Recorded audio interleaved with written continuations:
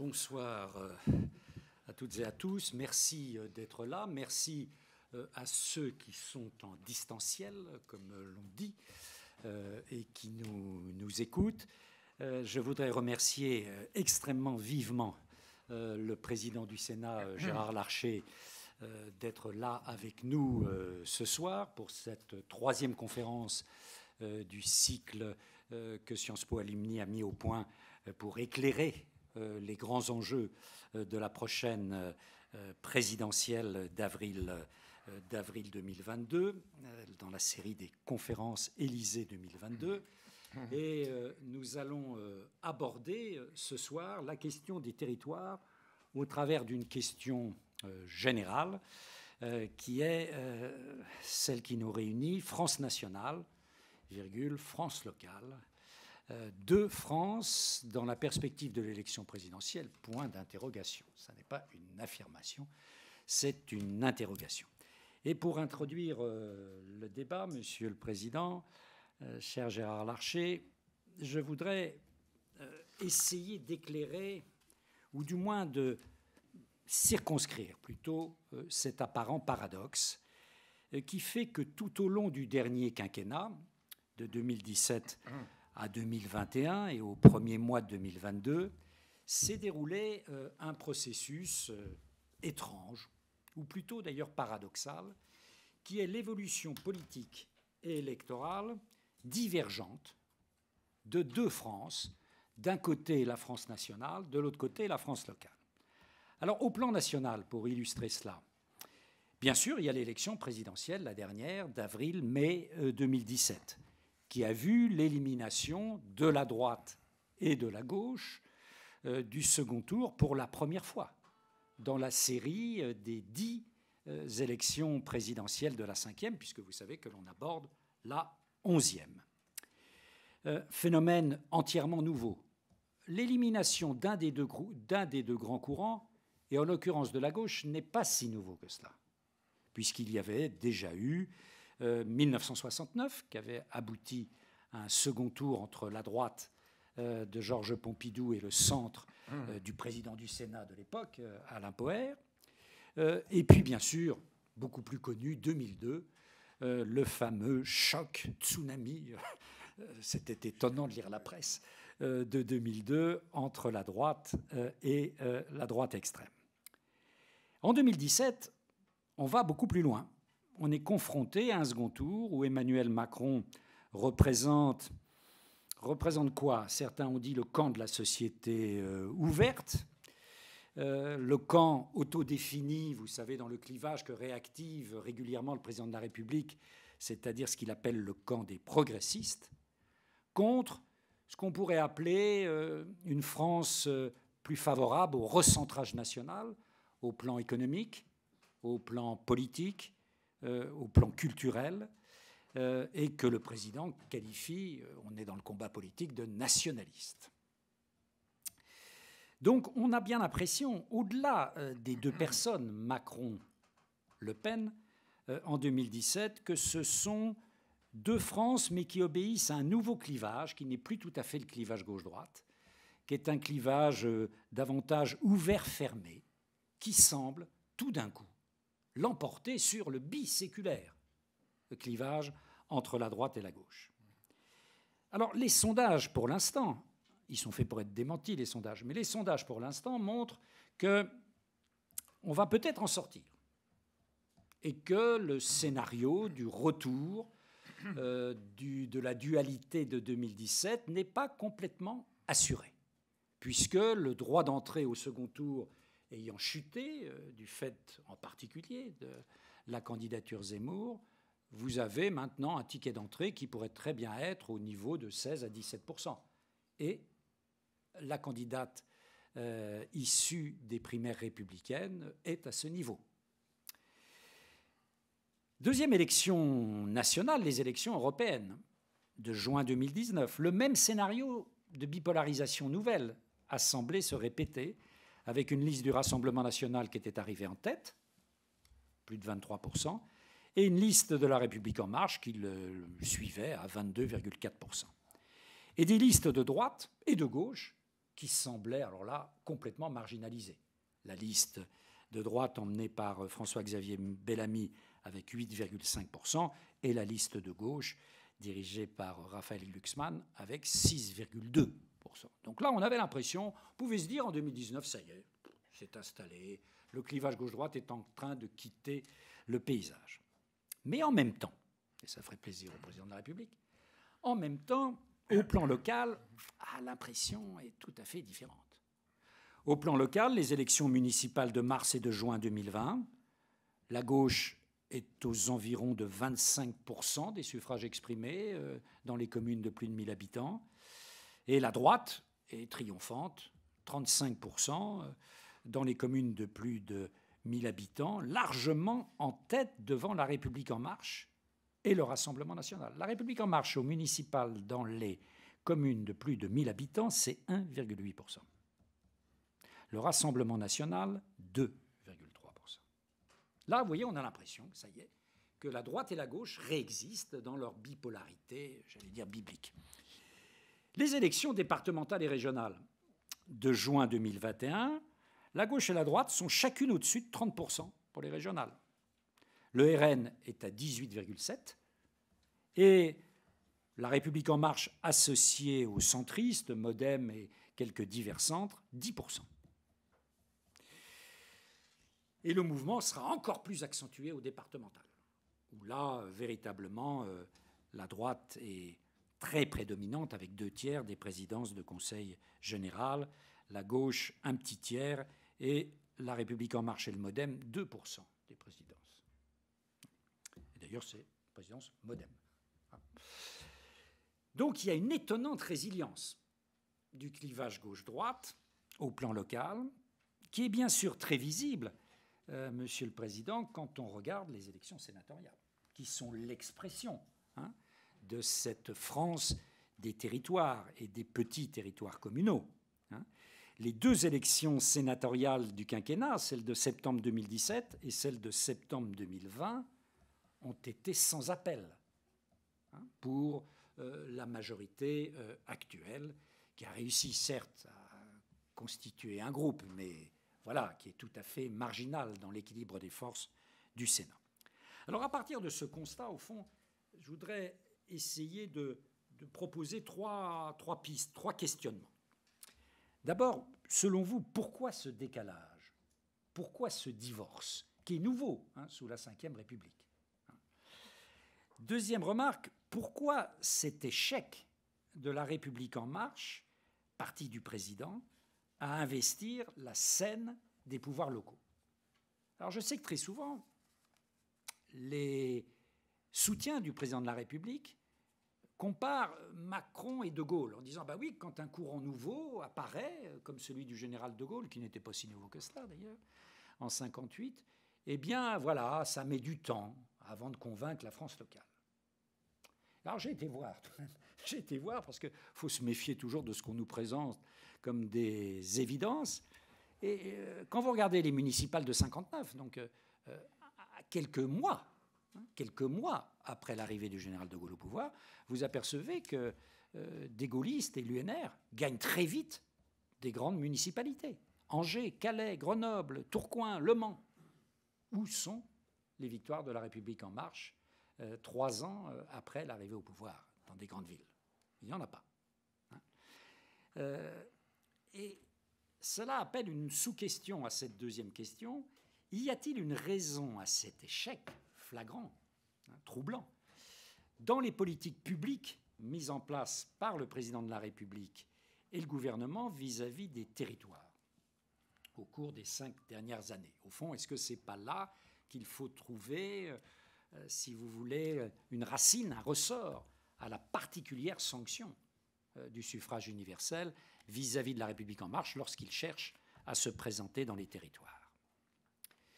Troisième et dernière question, la présidentielle de 2022 peut-elle connaître le retour partiel au clivage gauche-droite? Je parle de retour partiel parce que la gauche, j'allais dire hélas pour les tenants de la bipolarisation parfaite, la gauche est dans un tel état que c'est quasi impossible, puisque même la candidate qui était censée apporter de l'union apporte une désunion encore plus grande. Donc, on voit mal comment cela pourrait créer un sursaut, ou le sursaut qui leur permettrait d'accéder au second tour. Donc, la question reste posée, en revanche, pour la droite.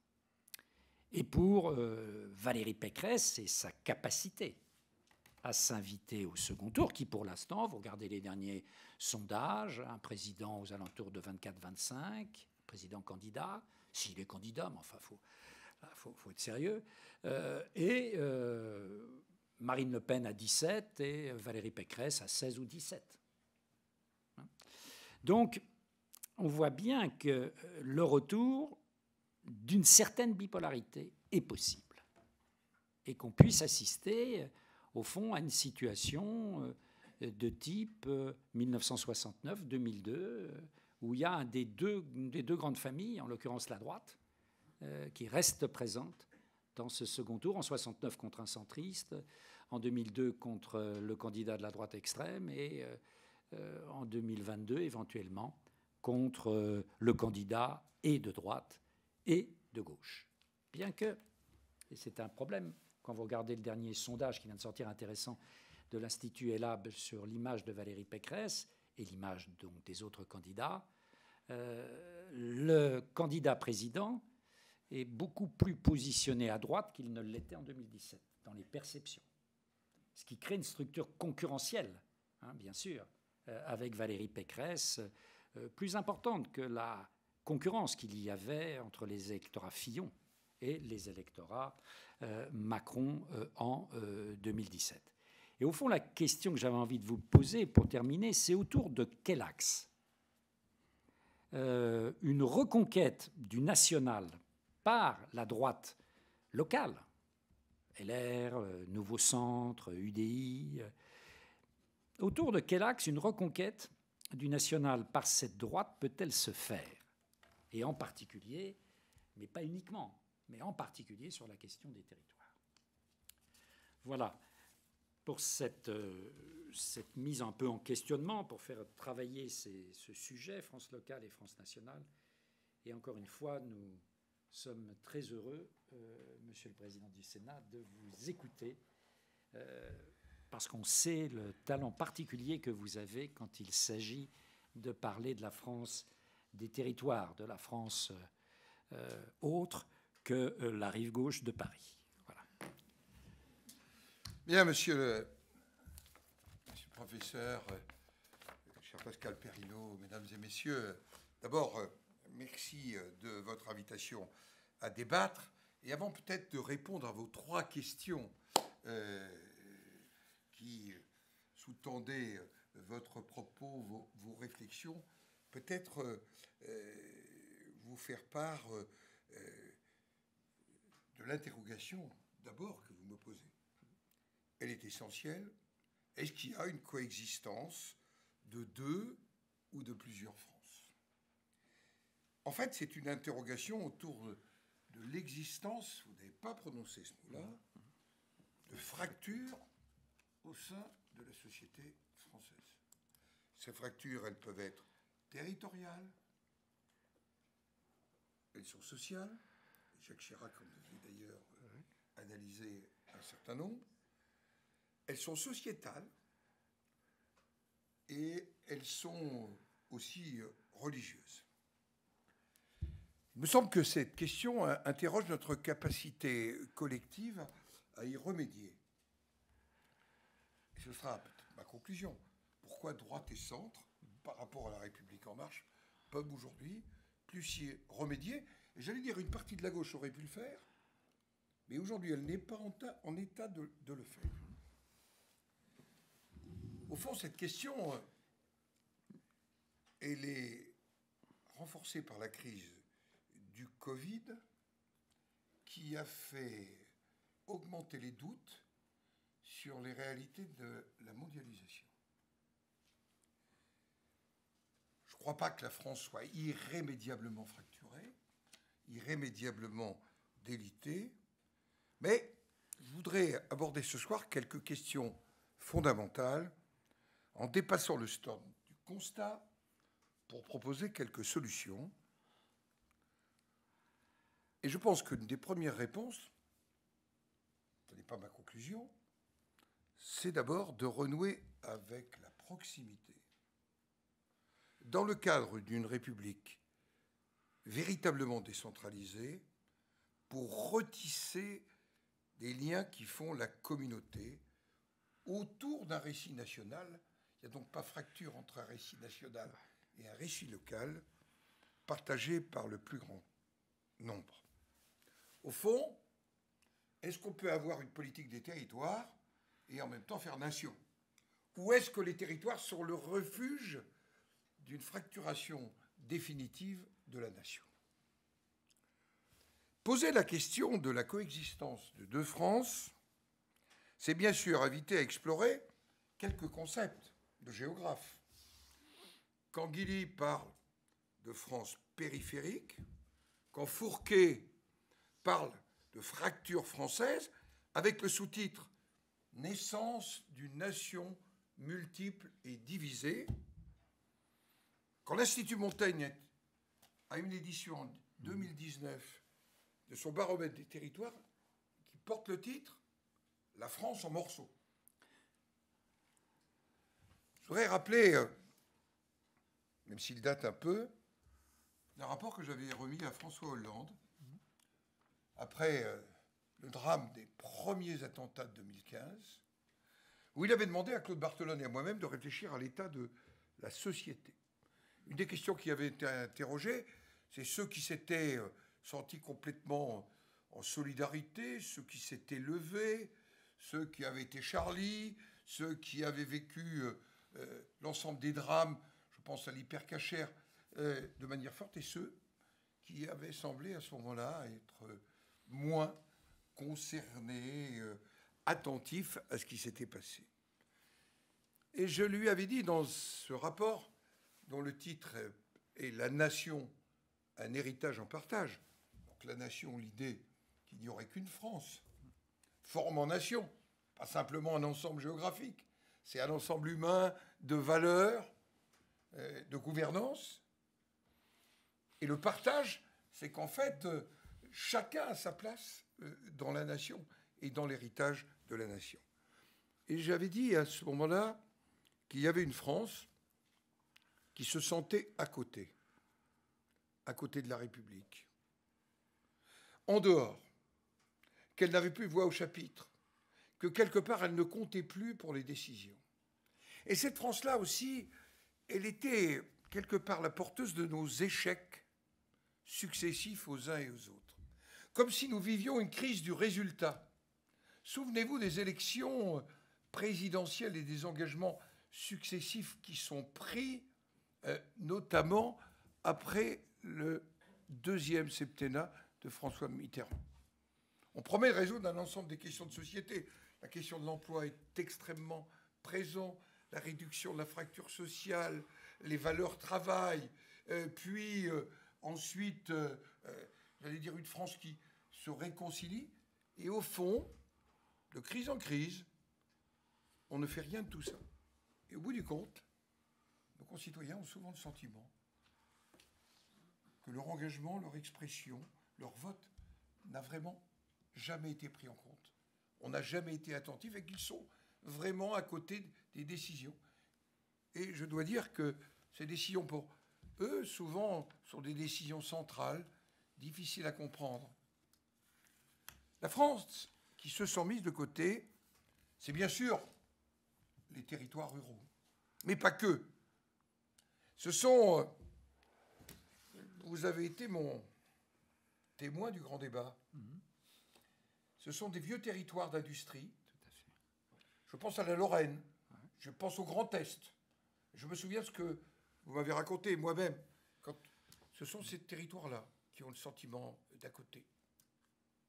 Vous savez, ce sont aussi des quartiers qui, bien sûr, sont dans la politique de la ville, mais qui, au bout du compte, ont le sentiment vraiment de ne pas être inclus dans la République, dans lequel l'addition, comme dans le territoire rural, de la disparition des services publics, de la désertification médicale, de, entre guillemets, la communautarisation, parce qu'on a fait pour des raisons sociales du DALO sur du DALO.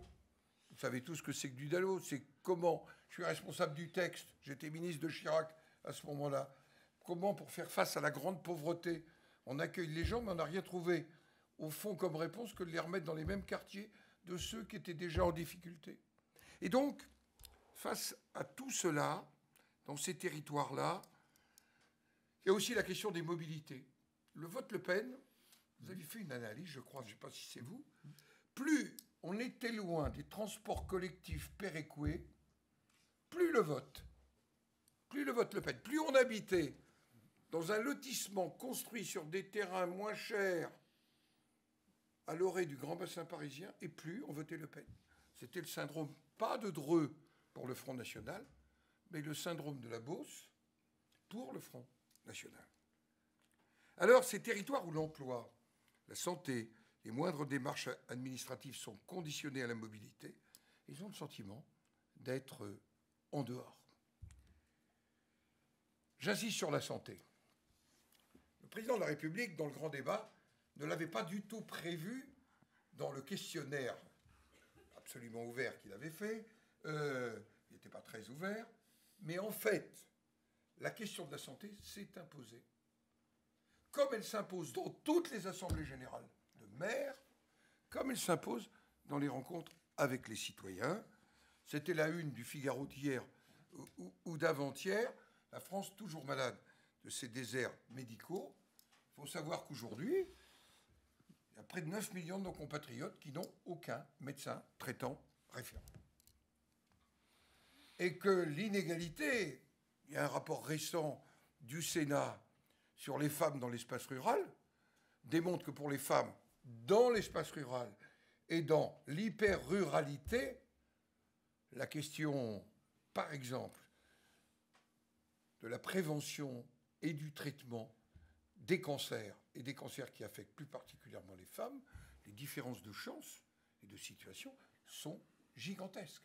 Nous avons des départements où il n'y a plus de gynécologues dans le secteur libéral, en dehors du secteur public. Je prends ces exemples parce que comment voulez-vous avoir le sentiment qu'on appartient à la République quand aujourd'hui il y a de telles inéquités? Et pourtant, la France est le pays qui, en densité, a le plus de médecins par rapport au nombre d'habitants, 224 000. On a donc un sujet territorial. Pardonnez-moi de m'appesantir, mais ça permet d'expliquer une partie aussi des choix et des votes. Et puis, je vous invite un jour à, non pas faire une visite touristique, mais à ce que vous alliez entre Hirson et Laon. Vous voyez, vous partez dans les Ardennes, vous allez dans l'Aisne. Vous traverserez des petites villes, des villages, des bourg-centres, et vous verrez toute l'histoire de la désindustrialisation. On n'est pas très très loin de Paris, et pourtant, vous verrez partout à vendre. Et parfois, les panneaux à vendre sont même avant l'invention, en quelque sorte, du portable. Vous verrez comment, et ces territoires, en 2017, ils ont donné une très large majorité à Marine Le Pen sur Emmanuel Macron. Ce sont ces territoires de la France d'à côté. Vraiment, faites le trajet entre Hirson et Laon. Vous verrez l'histoire industrielle et le fait qu'il n'y a pas eu d'alternative à cette histoire industrielle. Second sujet, qui commence dans les années 90. Au fond, la croissance se resserre progressivement autour de grandes zones métropolitaines, concentre les richesses et les revenus, et se traduit, là les chiffres indiscutables, par une montée des inégalités entre les territoires. Et les inégalités ne sont pas que financières. Elles sont aussi dans les offres de services, elles sont aussi dans l'éducation. Donc dans des sujets qui font de l'attractivité ou non du territoire. Tout ça, bien sûr, explique l'impact négatif sur la perception des politiques. Venons-en à l'automne 2018. en fait, à la discussion du projet de loi de finances pour 2018, à l'automne 2017, sur un sujet majeur, qui va d'ailleurs être un sujet qui est revenu à Glasgow et qui va revenir sous la présidence française de l'Union européenne, question majeure, qui est la taxation carbone, qui est la préoccupation environnementale, qui est la transition écologique, sur laquelle il est indispensable que nous allions et que nous allions vite. Le choix qui est fait est une taxation des carburants du quotidien, auquel s'ajoute une décision vécue dans l'espace rural comme une brimade, pas comme une brigade, la brigade viendra ensuite, c'est la gendarmerie, mais comme une brimade, l'affaire des 80 km/h, sans aucune concertation préalable, pour un bon motif, qui est la sécurité routière. Et vous avez l'éclosion, en fait, de ceux qui se sentent à côté,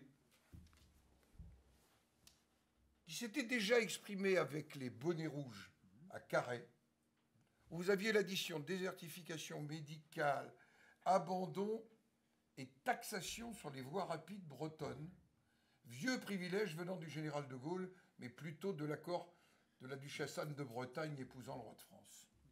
Et donc, cette réalité-là, elle est vécue par des gens qui ne connaissent pas l'histoire d'Anne de Bretagne, même pas l'histoire du général de Gaulle, mais qui disent on est vraiment à côté, et en plus on veut nous taxer.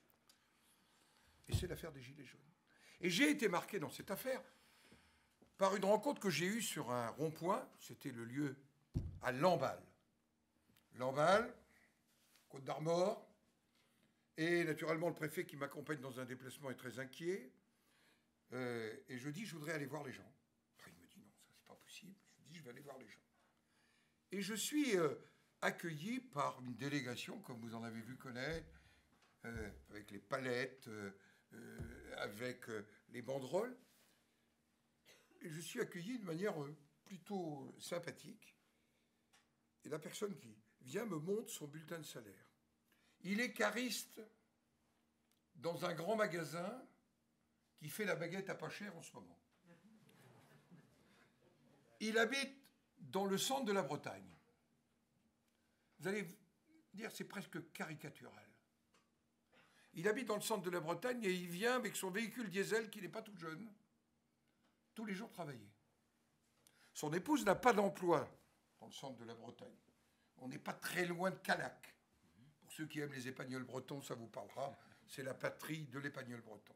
Je suis vétérinaire. Et donc, il me dit, voyez, ça a une conséquence par rapport à moi qui suis au SMIC, très importante sur mon budget. Il a en plus un enfant, je ne vous fais pas du Zola, qui a des problèmes d'orthophonie. Pas d'orthophoniste à moins de 50 km. Et il doit l'amener 2 fois par semaine chez l'orthophoniste. Malgré les aides, les soutiens, il m'explique qu'il ne s'en sort plus. Et qu'au fond, la décision qu'on a prise est une décision qui n'a jamais pris en compte leur réalité.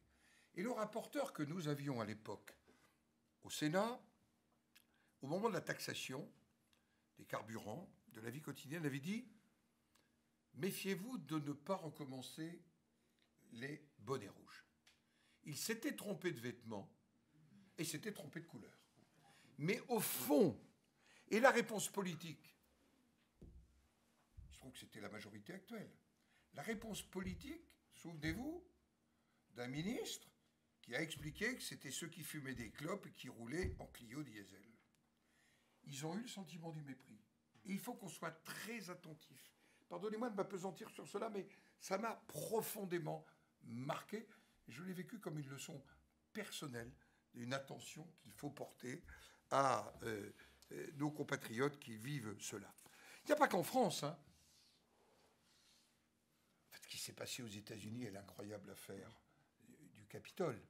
Mais aussi ce qui se passe en partie au Royaume-Uni aujourd'hui, voire en Italie, nous interpelle. Alors, les solutions. Et ma réponse à vos 3 questions. Je ne vois pas d'autre solution pour retisser les liens des faits que de réimaginer une France où on retrouve de la proximité, de la subsidiarité et des réponses locales. Le seul élu qui a encore aujourd'hui la confiance majoritaire des Français, c'est le maire adjoint et le conseiller municipal.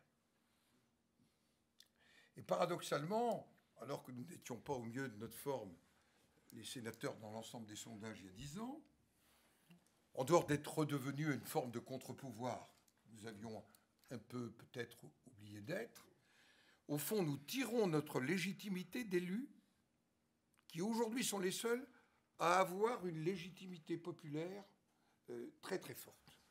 Alors, la question des fractures territoriales ne relève pas d'un remède simple, mais je crois qu'elle passe par la fin de la gouvernance verticale. Alors je vais me mouiller. Depuis 10 ans, et j'inclus la fin du quinquennat de Nicolas Sarkozy, j'étais dans sa majorité, j'étais même président du Sénat, nous avons assisté à des décisions de plus en plus verticales, y compris dans la vie quotidienne des gens. Et au cours de ce quinquennat, la décision a été de plus en plus verticale. Au point d'ailleurs qu'y compris dans la crise sanitaire, c'est le Conseil de défense et non plus le Conseil des ministres. Et la relation avec le Parlement et les territoires s'est considérablement délitée. Elle s'est délitée d'abord parce qu'en 2017, le président de la République part d'une formidable intention. Il veut, en fait, rassembler le pays. Et il dit, nous allons faire un Conseil national des territoires. Il vient d'ailleurs, grande courtoisie, au Sénat. Parce que le président de la République avait eu cette très grande courtoisie. Moi, j'en suis à mon 4e président de la République, donc ça va. Non, pas tout à fait, mais pas loin. Bon. Il était venu me voir la veille de la cérémonie d'investiture. Il m'avait dit, comment vous sentez la France? Je lui ai dit, comme au premier tour de l'élection présidentielle, profondément fracturée. Et vous, qui n'avez pas 40 ans, vous allez devenir demain le père de la nation. Il faut recoudre ce pays. Il faut faire très attention à ce pays qui est tellement divisé que le moindre mot, la moindre décision peut avoir des conséquences extrêmement, j'allais dire, irritantes sur lui, au sens de l'irritation médicale. Il vient, c'était le 17 juillet, je m'en souviens comme hier, et il fait un discours dans lequel il ne trouve pas, il faut le dire, la relation tout à fait avec les représentants des élus. Mais on met en place le Conseil national des territoires. Et au cours de l'été, le Premier ministre prend un certain nombre de décisions sans aucune concertation avec les élus.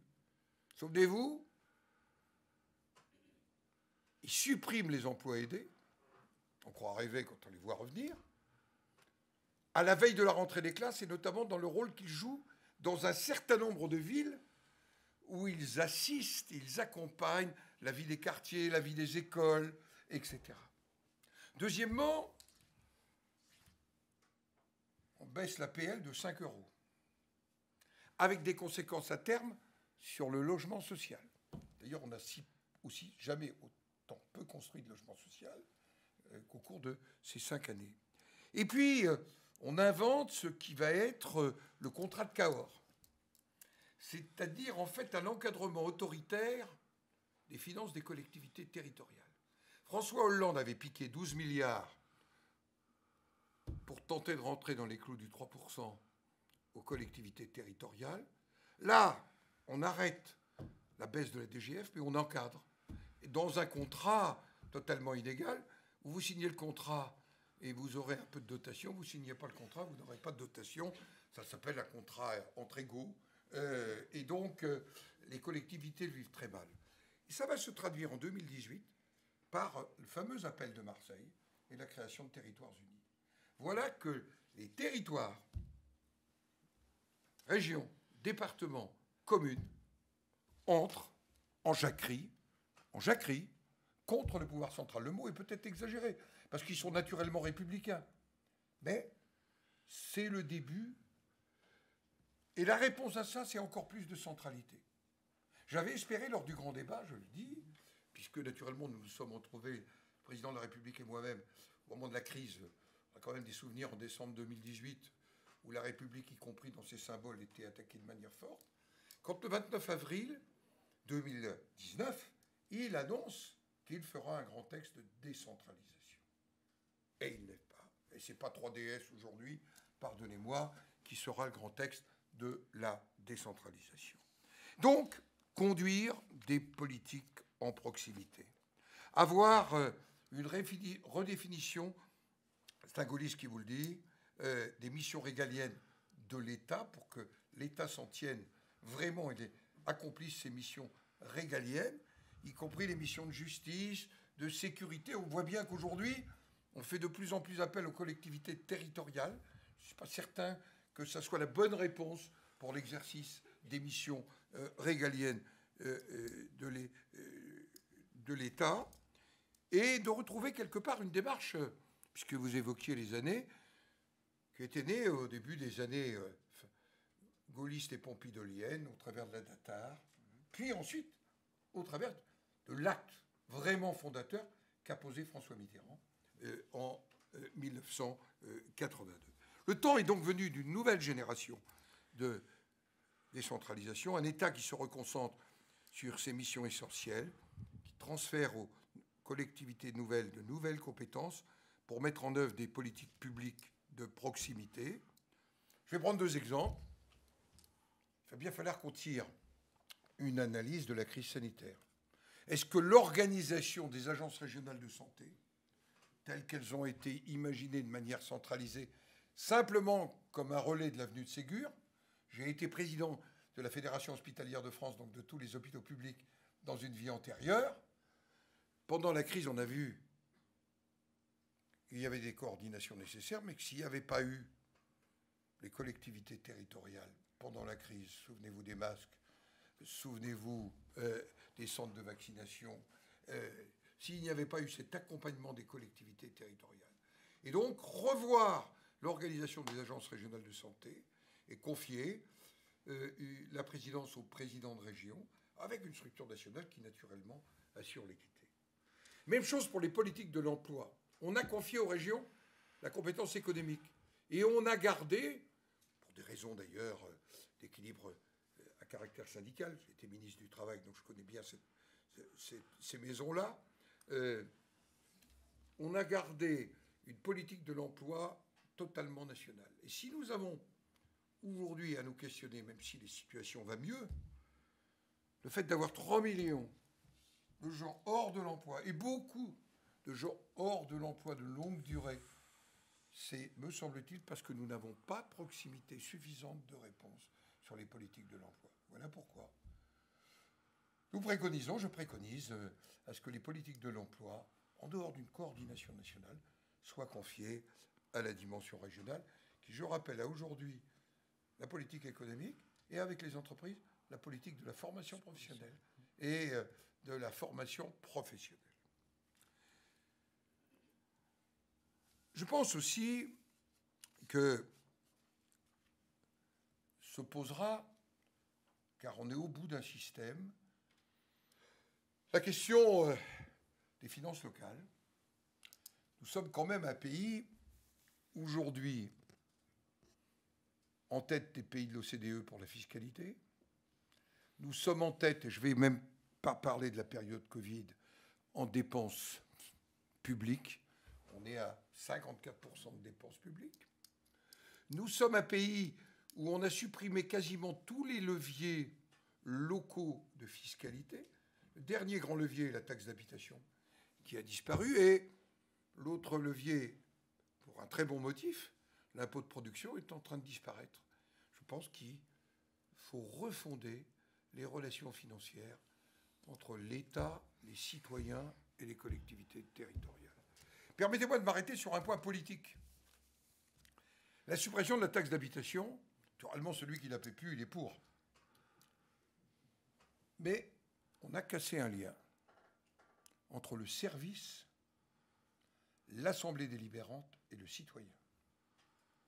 Nous avons des communes, dans mon département que je représente, comme Aubergenville, où 60% des habitants reçoivent des services pour lesquels ils ne contribuent plus.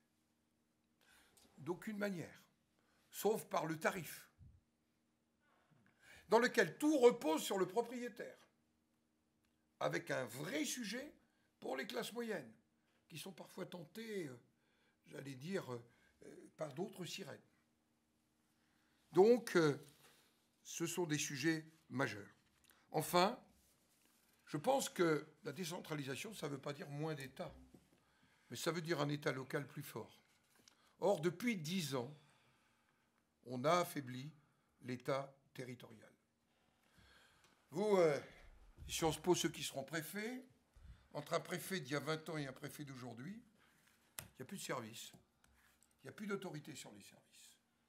En fait, y compris pour l'Agence nationale de l'habitat, tout remonte à Paris. Pour l'économie d'énergie, tout remonte à Paris. Tous les dossiers sont centralisés. Et donc, à la centralité naturelle de l'exercice du pouvoir, tel qu'il est, notamment depuis 5 ans, s'ajoute l'affaiblissement de l'État local. Alors, l'élection présidentielle, c'est l'occasion de se poser la vraie question, dans quel pays veut-on vivre? Quels sont nos choix? Et je pense qu'il y a une vraie différence là entre les candidats dans la conception territoriale. Je pense que le territoire, c'est un lieu de proximité, c'est un lieu d'innovation, d'imagination, avec un État qui doit veiller à ce qu'il n'y ait pas d'inéquité territoriale. Et c'est aussi le rôle du Parlement de jouer ce rôle de régulateur des équités territoriales. Alors, pardonnez-moi ce propos un peu décousu, mais j'ai essayé de vous exprimer sur en quoi il me semble que les fractures, elles sont solubles. Pas au sens de la dissolution, mais au sens de la solution. Je n'ai pas évoqué les autres fractures, mais c'est quand même sur le territoire qu'on pourra les régler. Je vais prendre un exemple. La fracture religieuse. Pas qu'on se raconte d'histoire, elle existe. On a vu l'échec de la conception centrale du CFCM, pour des raisons diverses, ce serait trop long d'analyser ici. C'est un sujet qui me passionne, car je suis un profond laïc. Au sens de Briand, on rappelle le principe, hein, la loi doit protéger la foi tant que la foi n'entend pas dicter la loi. Et on voit bien que c'est à partir des territoires qu'on va sans doute pouvoir faire naître une organisation de l'islam dans ce pays. Nous ne sommes plus à l'époque de Bonaparte, qui, recevant les protestants, leur dit, moi, votre multitude d'églises, moi, il me faut un seul synode. Ou quand il explique aux différentes synagogues qu'il veut un seul Sanhédrin. Non, on voit bien qu'on a échoué. Et ça a commencé, on a tous échoué. De Jox à Sarkozy, à François Hollande, à aujourd'hui. Et je dois dire qu'on voit bien que c'est à partir du terrain que nous pourrons résoudre, parce qu'on est dans le dialogue. Je vis dans un département où, croyez-moi, nous avons connu Trappes, Samuel Paty, on a eu Stéphanie enfermée dans ma propre ville. Donc les questions sont présentes, mais au plan local, on est capable, me semble-t-il, de trouver des voies et moyens de dialogue pour résoudre une partie de ces sujets, bien sûr en respectant les principes de laïcité. Alors, 3 questions. Pourquoi ce divorce? Je crois que ce divorce, il est le fruit quand même de l'attitude d'exécutifs successifs, qui ont pensé que face aux difficultés de l'emploi, du développement économique, face aux réalités de la désindustrialisation, vous savez, regardez notre commerce extérieur. voyons bien la réalité de la désindustrialisation. On va avoisiner les 90 milliards pour l'année 2021, quand l'Italie aura 55 milliards d'excédents. Je ne vous parle même pas de l'Allemagne. Que même l'Espagne n'aura que 39 milliards de déficit. On est donc, pour tenter de solutionner cela, toujours tenté par penser que c'est le pouvoir central qui peut le faire et qui peut le conduire. Ça a été une période, me semble-t-il, où ce divorce est quand même plutôt nouveau. Parce que vous évoquiez la période gaulliste, ils ont mis du temps, les gaullistes, à conquérir le territoire. Ils tenaient le Parlement. Mais au fond, à terme, avec les évolutions, ils se sont alliés avec les centristes. Et au fond, je l'ai vécu, moi.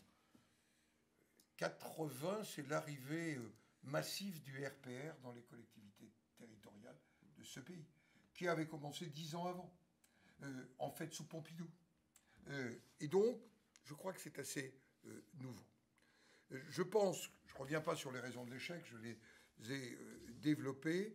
Est-ce que nous allons vivre un même scénario? Quand même, vous ne l'avez pas évoqué, mais 2017, c'est quand même un scénario avec des causes extérieures qui bouleversent la donne. En fait, à cette date, 2017, Fillon était président de la République. Est arrivé un accident à caractère industriel qui fait que François Fillon n'a pas été président de la République. Et nous nous sommes retrouvés, et moi-même j'ai voté Macron au deuxième tour, enfin je veux dire, parce qu'il n'est pas question pour moi de faire un autre choix que le choix que j'ai fait, et s'il était à refaire, c'est d'ailleurs le même que je ferai. Mais je dois dire que ce sont quand même des phénomènes extérieurs au déroulement politique qui ont bouleversé la donne. Depuis, la République en marche n'a pas réussi son ancrage après un raz-de-marée aux élections législatives. Mais vous savez, les élections législatives, depuis la réforme du quinquennat, l'inversion du calendrier, c'est la réplique sismique de l'élection présidentielle. On l'a vécu avec Sarko, on l'a vécu avec Hollande, on l'a vécu avec Macron. À chaque fois, c'est la réplique sismique de l'élection présidentielle. Est-ce qu'on reviendra à une bipolarisation classique? Il y a la droite et le centre. Après une période extrêmement difficile, vous avez évoqué les européennes, se sont plutôt retrouvés. Ont été capables de construire, y compris un processus de sélection. J'en sais quelque chose, parce que j'ai un peu veillé, j'avais une vision un peu plus large de ce processus de sélection, mais il a eu lieu, et aujourd'hui la droite et le centre, sous réserve d'être au deuxième tour de l'élection présidentielle, se sont restructurés, ce qui ne s'est pas du tout restructuré dans ce pays, et c'est un problème pour la démocratie. C'est toutes les familles social-démocrates de ce pays. La gauche existe dans ce pays. Elle est même utile, me semble-t-il, pour un dialogue démocratique. Mais donc je ne sais pas si on peut retrouver cette bipolarité ou cette multipolarité, parce que ça, c'était bipolaire, mais parfois un peu multipolaire, dans le cadre de cette élection. Moi, je pense... autour de quel axe, vous m'avez posé la question, la reconquête de la reconstruction de la nation, je pense que c'est en partant du territoire, qui ne veut pas dire que c'est la seule solution. Un État présent, un État fort, et je n'ai pas prononcé le mot d'Europe. Et pourtant, nous voyons bien qu'une partie, j'allais dire, des solutions passe aussi par le rapport et les relations qu'on aura avec l'Europe. On a beaucoup parlé de la question de l'identité, des questions migratoires. Ce sont des sujets qui traversent notre société, mais quand vous allez en Lituanie, j'étais juste avant Noël à la frontière biélorusse, vous vous dites qu'il y a des sujets à régler pour ces sociétés qui sont les mêmes que les nôtres. Voilà, on me fait signe que j'étais trop long, mais donc... voilà ce que je voulais vous dire. Merci, répondre à vos questions. Merci voilà. beaucoup, Monsieur le Président.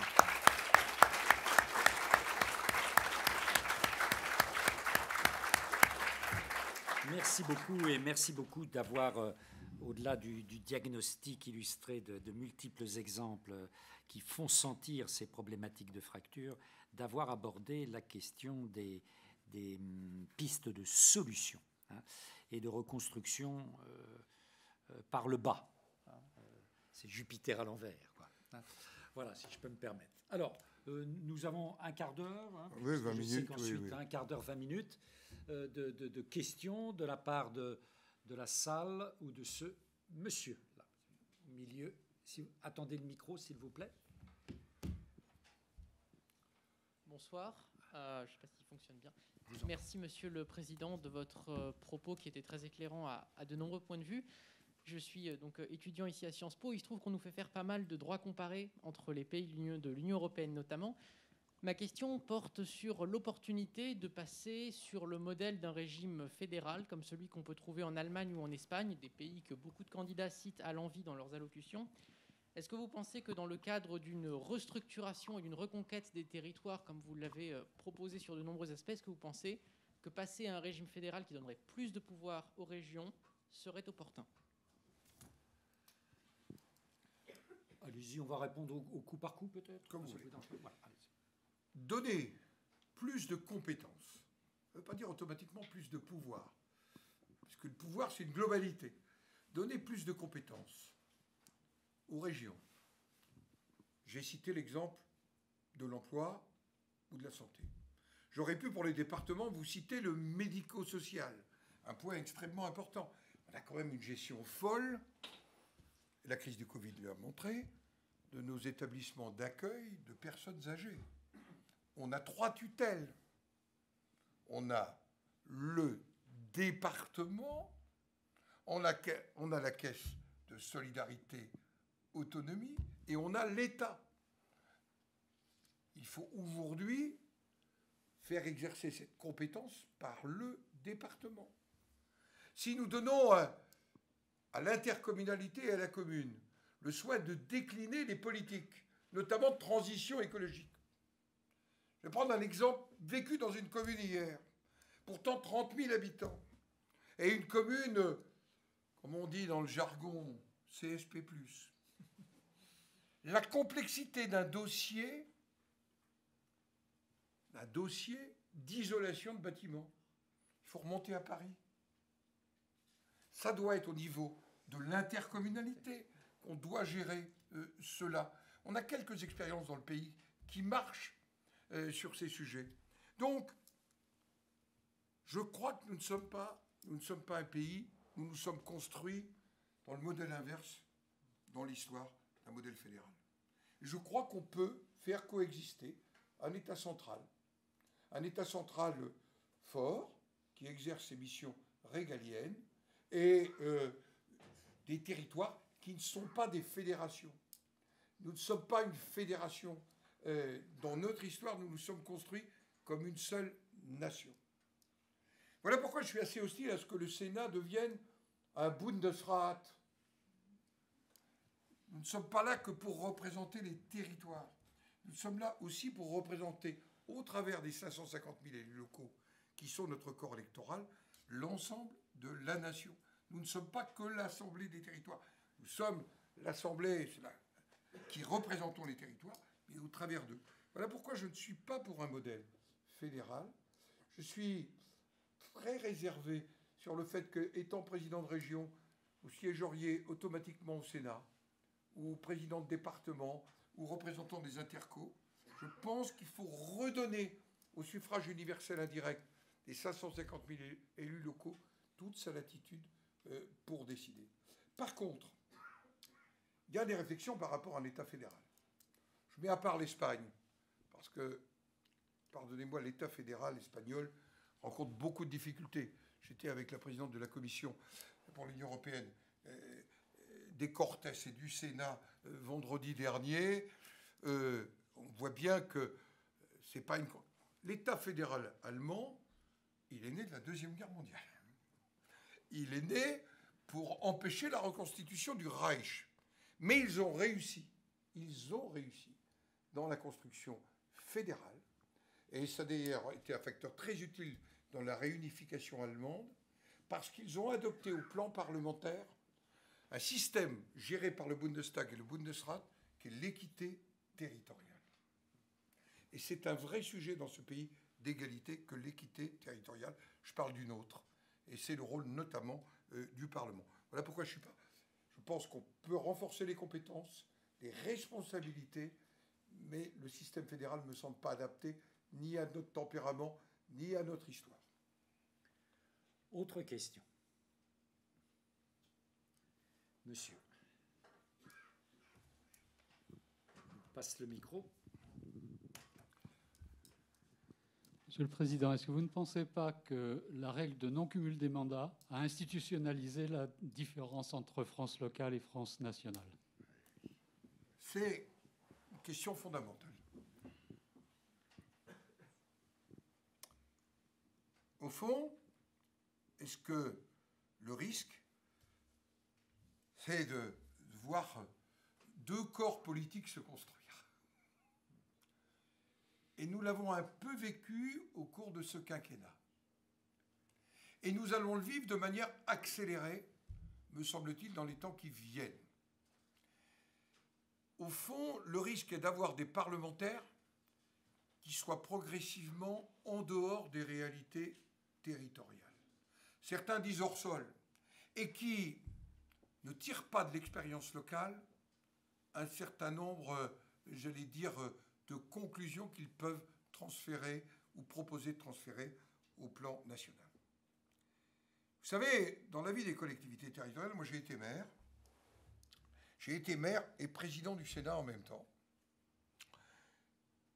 Vous perdez rapidement la connaissance et le contact avec le fonctionnement des collectivités territoriales si vous ne le pratiquez pas vous-même de manière extrêmement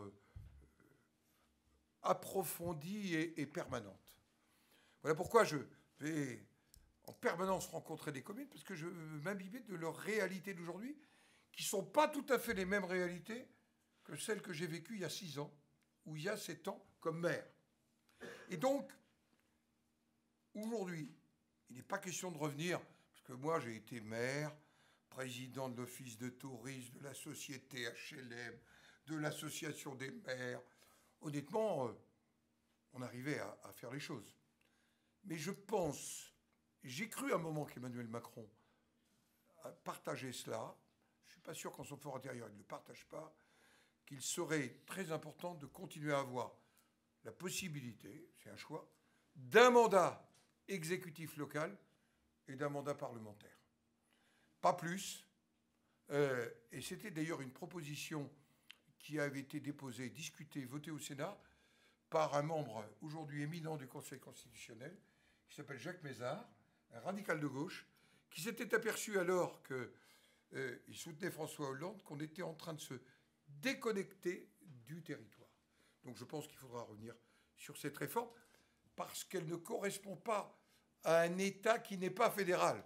Et ça me permet de reboucler avec la question précédente.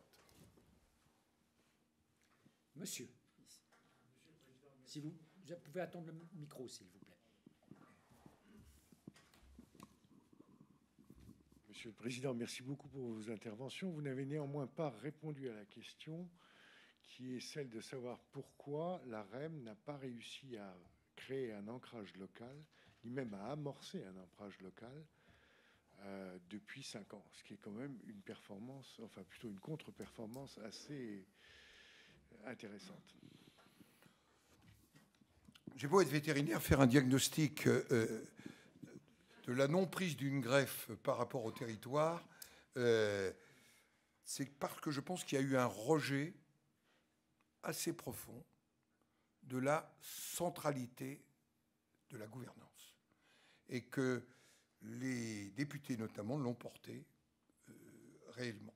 Quand je vois le résultat dans ma circonscription, avec une députée active, dont on parle beaucoup, elle est candidate aux élections régionales, et dans ma ville, elle fait 9%, alors qu'elle a été élue à 55%.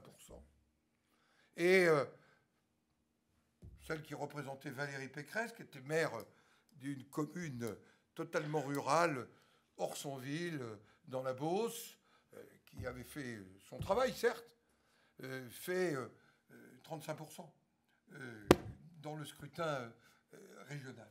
Donc, je pense que c'est ça, c'est le défaut de proximité. Ça, c'est la première des choses. Deuxièmement, parce qu'on n'a pas parlé, on n'a pas répondu à la France d'à côté. Mais nous non plus, parfois, nous n'avons pas répondu à cette France qui se sent à côté. Et à cette France qui se sent en dehors. Et je pense que, en plus, on a vu quand même que sur le terrain, même si les partis se sont affaiblis, délités, qu'il restait une structure des élus locaux qui se retrouvaient dans des organisations de partis. Les partis, quand même, je le rappelle, ils concourent à l'exercice de la démocratie. On peut dire tout le mal qu'on veut, mais moi, à votre âge, j'étais militant d'un parti politique, c'était la mode à l'époque. On était tous engagés. J'étais dans un parti qui méritera un jour une thèse historique, qui s'appelait l'UNR-UDT, l'Union démocratique du travail, donc les gaullistes sociaux, parce que la question sociale m'a toujours habité. J'étais un mélange compliqué de christianisme social et bon, j'étais pas marxiste, c'était mon seul truc à l'époque. Mais pourquoi je vous raconte ça? C'est qu'il reste sur le territoire des partis structurés. Regardez, l'UDI n'existe plus beaucoup au plan national, elle reste structurée au plan local. Elle peut d'ailleurs redémarrer, l'UDI, en alliance, à partir du plan local. C'est vrai que la République En Marche n'a pas réussi aujourd'hui. Si le président de la République était réélu, peut-être qu'elle réussirait mieux. Mais vous voyez ce qui se passe. Bon, je vais faire de l'actualité, je vais être totalement impertinent. Mais comme je suis président du Sénat, je peux tout me permettre. Regardez comment le président de la République accueille mal les initiatives du maire du Havre, aujourd'hui portées par un certain nombre, parce qu'au fond, il ne supporte pas les pouvoirs locaux. Je vous donne le fond de ma pensée. Parce que la plupart de ceux qui vont vers Édouard Philippe, je les connais tous. Moi, j'ai été président des élus de la famille politique, donc je les connais tous. Je suis même plutôt bien avec eux. Ils viennent même me voir, encore aujourd'hui. Non, mais tout le monde le sait. Donc, et au fond, je crois que c'est illustratif. Et je pense que nous avons besoin, et c'est vrai pour la candidate que je soutiens, méfions-nous d'être égocentrés. Nous avons besoin d'être altercentrés dans un pays qui est fracturé. C'est comme ça que je vis les choses. Je vois que je suscite des réactions, c'est bien. Monsieur, là. Le micro arrive. Il court vers vous.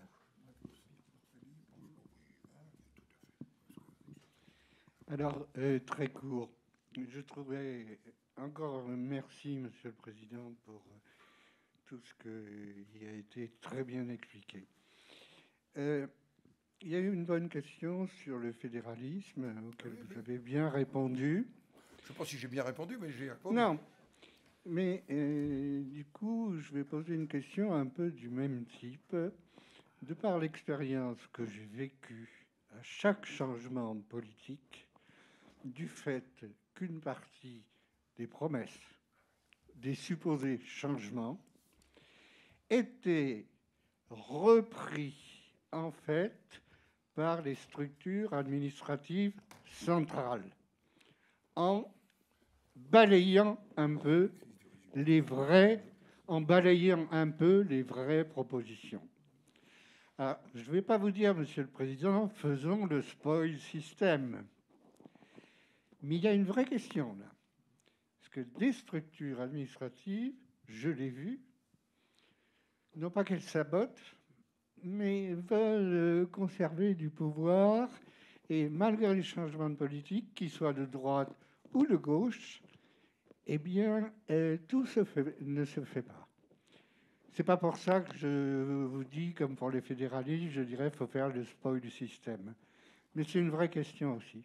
Merci, Monsieur le Président. Un mot là-dessus, je le disais tout à l'heure, je pense qu'une partie de celles et de ceux qui considèrent qu'ils n'ont plus à voter ou qui font des choix considèrent que nous n'avons pas eu de résultat. et que nous n'avons pas tenu ce sur quoi nous étions engagés. Est-ce qu'il faut faire le spoil system? En tous les cas, je pense qu'une république plus décentralisée nous permettra de sortir de ce risque-là. Je vais prendre un exemple.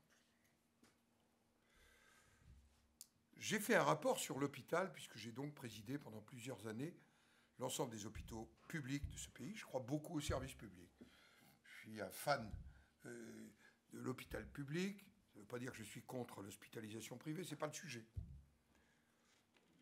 J'ai proposé dans ce rapport, c'est Nicolas Sarkozy qui me commande ce rapport sur l'hôpital. Et je dis dans l'hôpital, je dis dans le rapport, il faudra proposer aux établissements de choisir le statut. Le statut de l'hôpital public en France, c'est un héritage de l'État français. C'est un texte de 1941. Et je dis, il faut donner plus d'initiatives, plus de liberté, et plutôt que d'avoir un système totalement centralisé, calquons notre système sur les établissements privés sans but lucratif. Vous savez, Saint-Joseph, Marie-de-Langue, les fondations. Et donc, ayons une part d'autonomie, une part de responsabilité. Eh bien, c'est le système de l'Allemagne. 80% de l'hospitalisation allemande est assurée comme ça. Ça s'appelle aujourd'hui les ESPIC. Le président de la République, Nicolas Sarkozy, me dit OK. Et tout le système, et nous n'avons pas eu le courage, je le dis, tout le système nous a conduits à refuser cette alternative qui était sur la base du volontariat, parce que tout le système central a détruit et a vidé. Et j'ai des collaborateurs que j'aime bien, mais qui ont tout fait pour que ça n'aboutisse pas. Et là, vous avez raison, on a un vrai sujet. Voilà pourquoi la décentralisation est tellement combattue, et qu'il avait fallu la volonté de François Mitterrand. Hein. Je le dis, je n'ai jamais voté pour lui, donc, mais je reconnais qu'il y a eu une vraie volonté. Moi, j'ai été élu dans la première génération de la décentralisation. Et c'était incroyable, le pouvoir. Alors, il y a eu quelques abus, il y a eu quelques erreurs, il a fallu... Tout ça n'était pas absolument parfait. Mais dans quel état auraient été les collèges et les lycées s'ils n'avaient pas été, à partir de 1983, gérés par les départements et les régions? Je pense que c'était cette réponse de proximité et ce système. Mais je crois qu'il y a encore une question. Deux dernières questions, on va les prendre. Voilà, bonsoir. Madame et monsieur ensuite. Merci, monsieur le président. La question, c'était, mais vous avez un petit peu répondu, donc ça va aller très vite, mais c'était justement sur le fait qu'on constate qu'il y a un désintérêt finalement pour la politique de beaucoup de citoyens. Et justement, est-ce que cette France locale et le fait de donner plus de responsabilités pourra remotiver, intéresser en tout cas, à aller voter, quoi? Alors, je n'ai pas du tout évoqué la démocratie dite participative.